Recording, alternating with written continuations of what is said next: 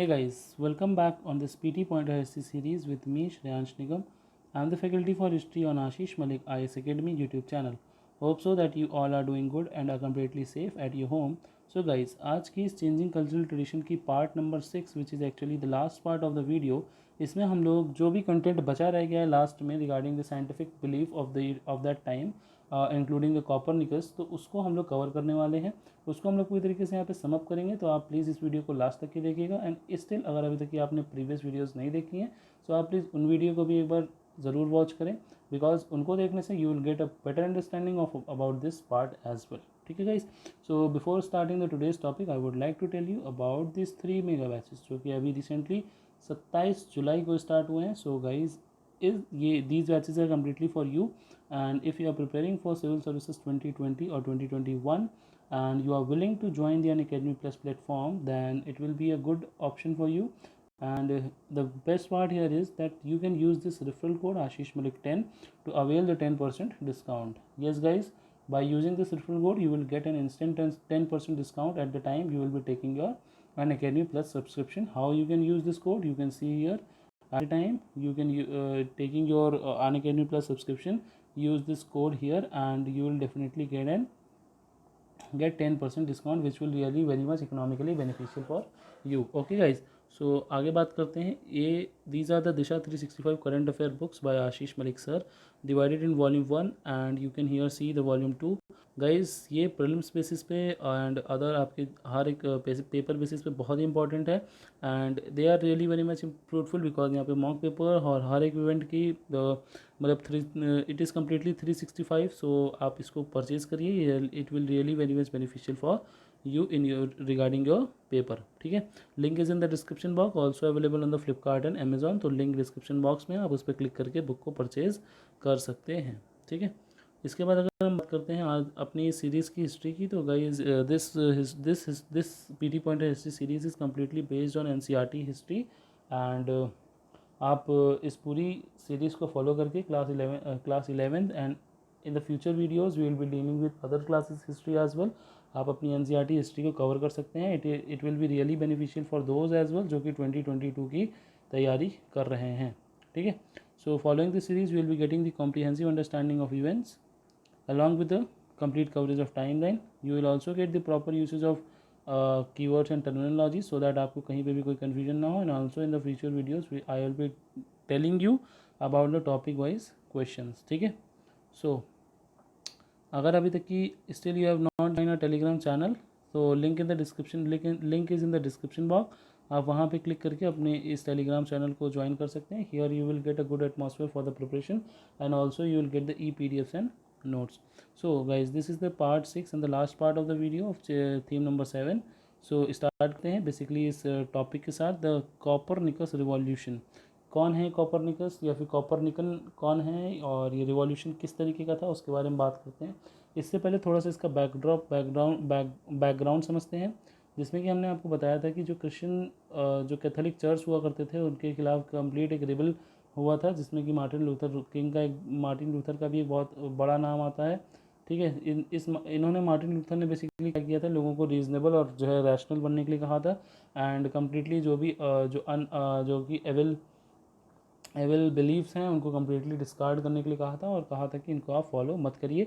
Along with this इन्होंने जो है चर्चेस के ऊपर भी कहा था कि that they are not the agent जो कि इंसान को गॉड से मिलाते हैं, they are just there to make their own profit. इनका उस टाइम का ऐसा कहना था, बिकॉज जो हम लोग ने 3 ऑर्डर थीम नंबर 6 पढ़ाई थी मैंने आपको, उसमें जो फर्स्ट ऑर्डर थी क्लर्जी, उसमें कम्प्लीटली शो हुआ था कि कैसे चर्च अपने फ़ायदे के लिए ही becomes the greedy and the end start extracting money from the poor peoples. ठीक है, सो उसी के बेसिस पे आज थोड़ा सा इसके बारे में और बात करने वाले हैं, जो कि बचा हुआ पार्ट है।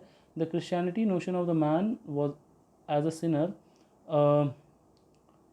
Was question from an entirely different angles by the scientist ने इनको अलग ही एंगल से देखा। क्रिश्चियन जो थे वो कहीं ना कहीं मैन को एक सिनर मानते थे और अपने आप को ऐसा मानते थे कि that they are the only one जो कि उसके सिंस को क्या कर सकता है, दूर कर सकता है, ठीक है।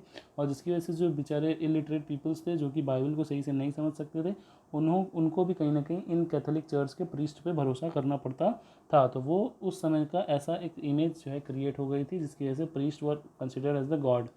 सो तो उस चीज़ को दूर करने के लिए यहाँ पे रिवॉल्यूशन लाया गया था। प्रिंटिंग एक तरीके से बहुत ही इंपॉर्टेंट डेवलपमेंट मानी गई थी जिसकी वजह से लोकल लैंग्वेजेस में लोगों को बाइबल पढ़ने को मिल रही थी। साइंस जो थी काफ़ी ज़्यादा डेवलप हो रही थी और साइंस ने कहीं ना कहीं इस चीज़ को चैलेंज भी कर दिया था, यहाँ पे आप देख सकते हैं। सो बेसिकली इसके बाद बात करें तो turning point in the European science came with the work of the Copernicus. Copernicus हम लोग जानते हैं एक बहुत बड़े साइंटिस्ट थे। इनका टाइम पीरियड 473 से 1543 था। ये कंटेम्प्रेरी थे मार्टिन लूथर के। मार्टिन लूथर जो थे, कभी मैंने आपको इससे पहले आपको बताया ही है उनके बारे में प्रीवियस पार्ट में। So Christians had believe that the earth was a sinful place. इनका ये मानना था कि अर्थ जो है ये पूरी तरीके से एक सिंफुल प्लेस है जहाँ पे लोग जो आते हैं वो कम्प्लीटली सिंस करते हैं, बुराइयाँ फैलाते हैं और सिर्फ और सिर्फ पाप करते हैं। एंड ये जो अर्थ है ये हैवी बर्डन ऑफ सिन की वजह से दब गई है और इमोबाइल हो गई है, ठीक है। सो ये कहीं ना कहीं इनका मानना था क्रिश्चियंस का। The earth stood at the centre of the universe around which moved the celestial planet. इन्हें ये भी कहना था कि अर्थ जो है गाइस वो सेंटर में है और बाकी अदर सेलेस्टियल बॉडीज़ जो हैं वो इसके ऑल अराउंड क्या कर रही हैं, सो चक्कर लगा रही हैं, जो कि कम्प्लीटली ब्लाइंडली एकदम गलत चीज़ है। इसको फिर डिफाई करते हैं Copernicus ji. Copernicus asserted that the planets including the earth rotate around the sun. तो ये कहीं ना कहीं एक सही बिलीफ देते हैं कि सन इज़ इन द सेंटर और इसके चारों तरफ जो है जो बाकी प्लैनेट्स हैं वो रिवॉल्व करते हैं, ठीक है, ऑन देयर रिस्पेक्टिव ऑर्बिट्स। मगर इसका मतलब ये नहीं था कि चर्च के खिलाफ इन्होंने बोला तो उसमें ये सक्सेसफुल भी हो पाए, क्योंकि कहीं ना कहीं इनको डर था। बिकॉज एक devote Christian Copernicus was afraid of the possible reaction of his theory by the traditional clergyman। जो क्लर्जीमैन जो फर्स्ट ऑर्डर के क्लर्जीमैन थे उनके जो ट्रेडिशनल थे उनके द्वारा इनका काफ़ी ज़्यादा हिंड्रेंस होगी। बिल्कुल इनका भरोसा नहीं किया जाएगा, कोई इनकी थ्योरी पे बिलीव नहीं करेगा, ऐसा इनको डर था। जिसकी वजह से कहीं ना कहीं इन्होंने उस चीज़ को पब्लिश भी नहीं होने दिया। इनकी मैन्युस्क्रिप्ट जो थी, मैन्युस्क्रिप्ट बेसिकली क्या होती है, जो बेसिकली स्क्रिप्ट होती हैं या फिर जो थीसिस होती हैं जो हाथ से लिखी जाती है, सो उनको इनकी कह सकते हैं कि रिवॉल्यूशनरी डी गाइस आप यहाँ पे देख सकते हैं डी रिवॉल्यूशनरी बस। It is the name of his manuscript. इसका मतलब है the rotation to be printed on his death bed he gave it to his follower. इनकी फॉलोअर का नाम था जोआकिम रेटिकस, ठीक है। तो बेसिकली इनकी जो ये मैन्युस्क्रिप्ट थी द रोटेशन, जिसका नाम बेसिकली अगर हम बात करें तो दी रिवॉल्यूशन बस था, तो इसको कहीं ना कहीं प्रिंट नहीं हुई है। और उसके बाद डेथ बेड मतलब कि एट द टाइम जब ये मरने वाले थे, इनकी डेथ होने वाली थी, तो इन्होंने अपने फॉलोअर को जिसका नाम था जोआकिम रेटिकस इन्होंने क्या कर दिया था, पास ऑन कर दिया था, दे दिया था। It took time for the people to accept this idea. इस आइडिया को एक्सेप्ट करने के लिए, बिलीव को फॉलो करने के लिए कहीं ना कहीं लोगों को बहुत ज़्यादा टाइम लगा। Because it was completely new and they find it unauthentic. Because कहीं ना कहीं वो चर्च का और जो ट्रेडिशनल बिलीव्स थे उनका वो विरोध कर रहा था, वो थ्योरी इनकी कॉपरनिकस की। दैट इज़ वाई ये इतना पॉपुलर नहीं हुआ उस टाइम पे। It was much later, more than half a century in fact, that the differences between heaven and earth was bridged through the writings of the astronomers like Johannes Kepler. जो Kepler थे, Galileo, तो इन लोगों के जितने भी writings थी और जितने भी इनके बिलीव्स थे, जितने भी इनके व्यूज़ पॉइंट्स थे, उन्होंने कहीं ना कहीं ये हेवन नाम का जितना भी चीज़ था और जो अर्थ थी, इसके बीच का जो डिफरेंस हुआ करता था, जो कि कहीं ना कहीं कैथोलिक चर्च के जो प्रीस्ट होते थे उन्होंने अपने फ़ायदे के लिए बना दिया था एक हवा टाइप का, तो उसको कहीं ना कहीं इन्होंने कम किया जो एस्ट्रोनॉमर्स थे, साइंटिस्ट थे। The theory of the earth as a part of the sun centered system was made popular by the Kepler's cosmological mystery। जो Kepler's law of planetary motion है जैसे, तो वैसे ही Kepler's cosmographical mystery थी, which demonstrated that the planets moved around the sun not in circle but in इक्लिप्सेस। तो इनका ये कहना था कि सर्किल में ना मूव करके दे मूव्स इन इक्लिप्सेस, ठीक है, इस तरीके से दे मूव इन इक्लिप्सेस, ठीक, not a perfect circle but in ellipse, ठीक। देन इसके बाद अगर हम बात करें, Galileo confirm the notion of the dynamic world in his work the motion. इन्होंने मोशन की बात करी थी कि that most of the things are in the motion. This revolution in science reached its climax with Isaac Newton's theory of gravitation. और इसके बाद कह सकते हैं कि इसको और भी ज़्यादा सपोर्ट किससे मिला था, आइजैक न्यूटन की थ्योरी ऑफ ग्रेविटेशन से, that each and everything falls towards the earth, ठीक है। ये तो हम लोग ग्रेविटेशन के जो लॉज ऑफ ग्रेविटेशन है वो भी जानते हैं हम लोग, ठीक है। Reading the universe, Galileo once remarked that the Bible that lights the road to heaven does not say much on how the heaven works. इन्होंने एक मतलब कह सकते हैं एक सार्कास्टिक टोन में ऐसा कहा कि बेसिकली जो गैलीलियो ने कहा कि बाइबल जो है जो कि रास्ता दिखाती है टुवर्ड्स द हेवन, वो कभी ये क्यों नहीं बताती कि हालांकि हेवन काम कैसे करता है, that what is heaven, how do heaven works. ये सारे क्वेश्चंस जो हैं वो कहीं ना कहीं अनसॉल्व हैं by the Bible itself. The work of these thinkers showed that knowledge as a distinct from belief, इन्होंने कहीं knowledge और belief में कहीं ना कहीं एक बहुत बड़ा एक कह सकते हैं कि एक जो फ़र्क था उसको बताया यहाँ पे कि knowledge is something else and belief is something else. belief हर गलत बात पे भी किया जा सकता है, but knowledge will never be wrong and knowledge will never led any person to do wrong, ठीक है। Was based on observation and experiment. तो नॉलेज जो होती है वो कहीं ना कहीं ऑब्जर्वेशन एंड एक्सपेरिमेंट पे होती है, और बिलीफ जो होती है वो कहीं ना कहीं ब्लाइंड ट्रुथ होता है जिसको हम लोग एक्सेप्ट कर लेते हैं, ठीक है। Once these scientist had shown the way, experiments and investigations into what came to be called physics, chemistry and biology expanded rapidly. और जैसे ही इस तरीके के जितने भी साइंटिस्ट थे और जो बेसिकली गैलीली और उसके बाद कैपलर्स के बाद आइजैक न्यूटन, तो ये जितने भी साइंटिस्ट थे इन्होंने कहीं ना कहीं they had make open ground for all other inventions and all other experiments for the physics, chemistry and biology, ठीक है। और जैसे जैसे फिजिक्स, केमिस्ट्री, बायोलॉजी और साइंटिफिक माइंडसेट लोगों का क्रिएट होता गया, तो उधर लोगों का जितना भी जो कि कह सकते हैं जो कि एवल प्रैक्टिसेस थी वो कहीं ना कहीं धीरे होती चली गई। Historians were to label this new approach to the knowledge of a man and nature of the scientific revolution. तो इन्होंने जो हिस्टोरियंस थे जो कि साइंटिस्ट थे उन्होंने कहीं ना कहीं इस टाइम को इस तरीके की जो बेसिकली नॉलेज थी लोगों की उसको साइंटिफिक रिवॉल्यूशन का नाम दिया। Consequently, as a result, in the mind of the skeptics and non-believers, God began to be replaced by the nature as a source of creation.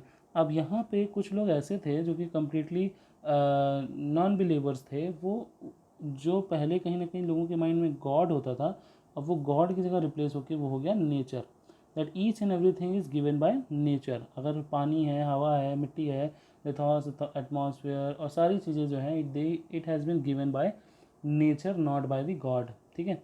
Even those who retained their faith in God started talking about a distant God, जो दूरदर्शी ईश्वर के बारे में मैंने आपके से previous video में बताया था, who does not directly regulate the act of living in the material world। तो कहीं ना कहीं जो उस टाइम पे लोग थे उनका कुछ तो ऐसे थे जो कि गॉड के ऊपर बिलीव नहीं करते थे और कुछ ऐसे थे जो कि गॉड पे बिलीव करते थे।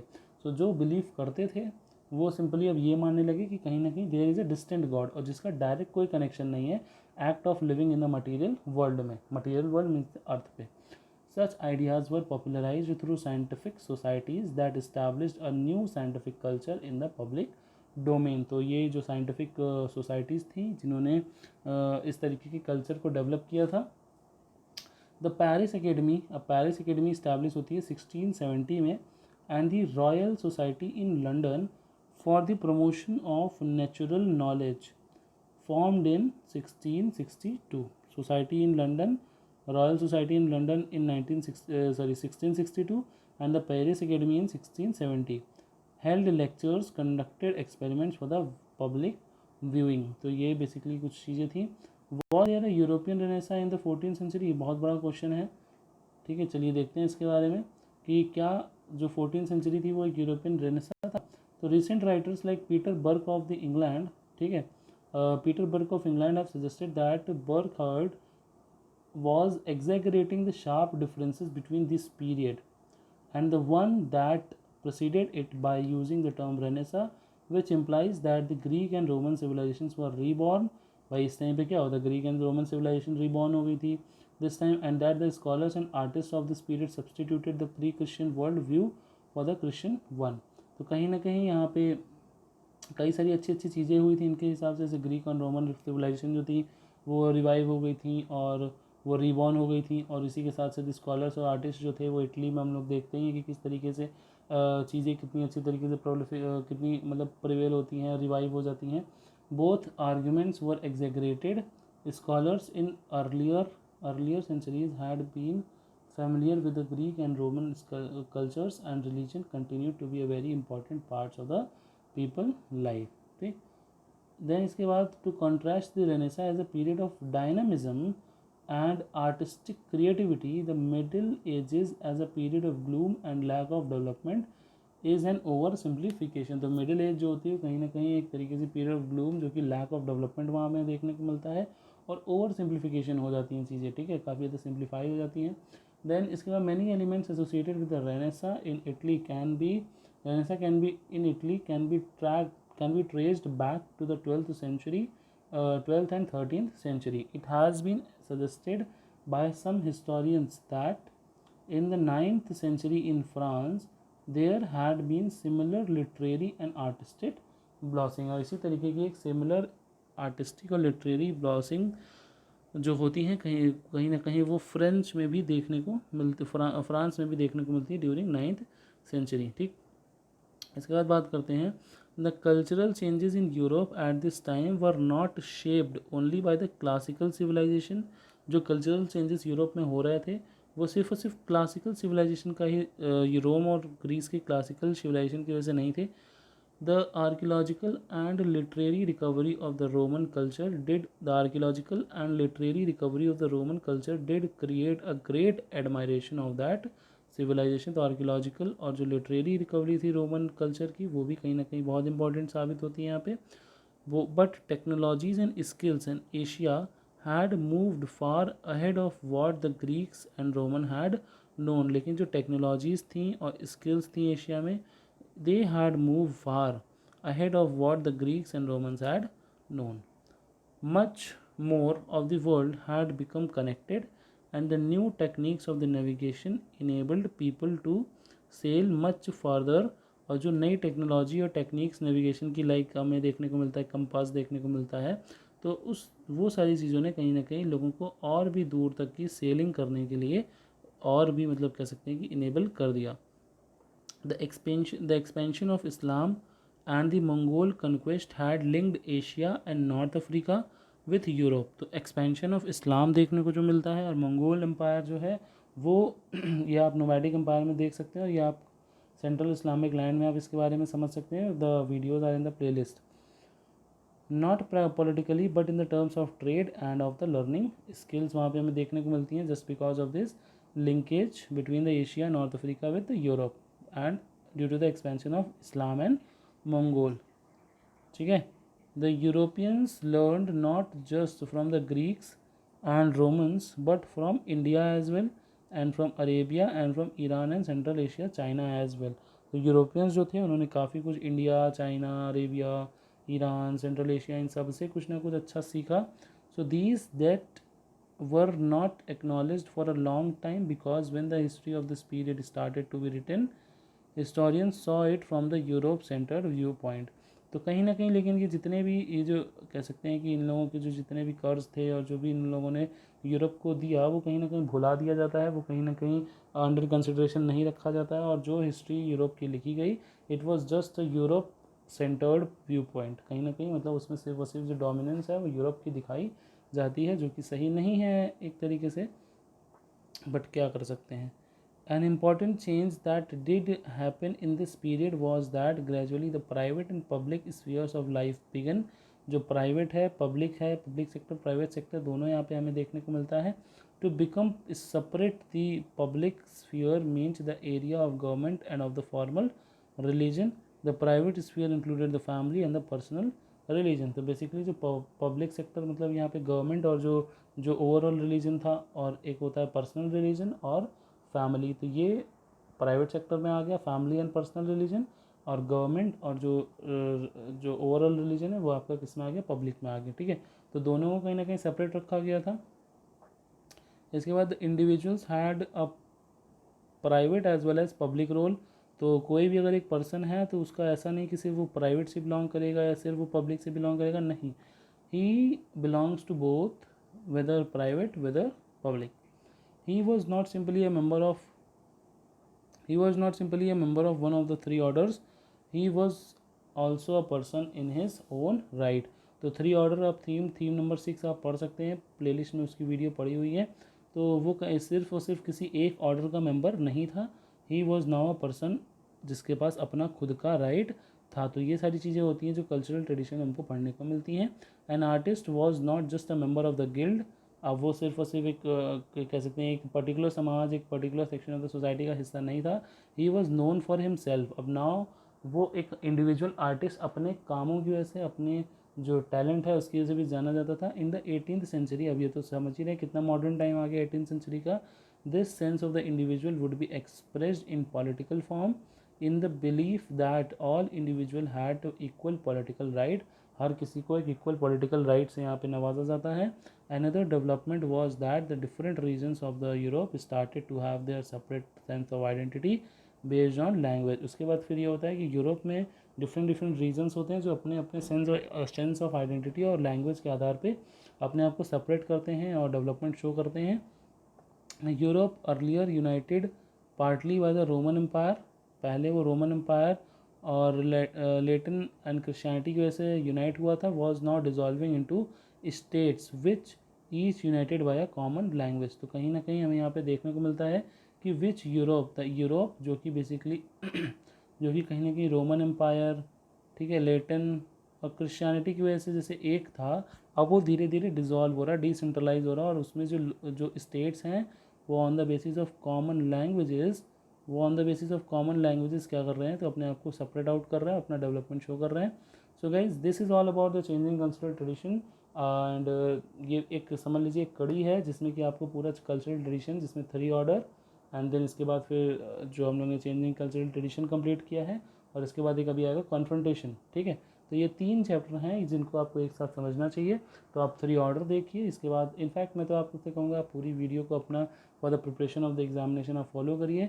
आशीष Malik IAS Academy YouTube channel को फॉलो करिए, so that you can have a good preparation for your examination and you can get good marks as well. ठीक है, तो बात करते हैं अब यहाँ पे, अगर आपको वीडियो फ्रूटफुल लगी हो, आपको अच्छी लगी हो, then you can like the video, also you can share it with your friends, and also you can subscribe it for the future updates.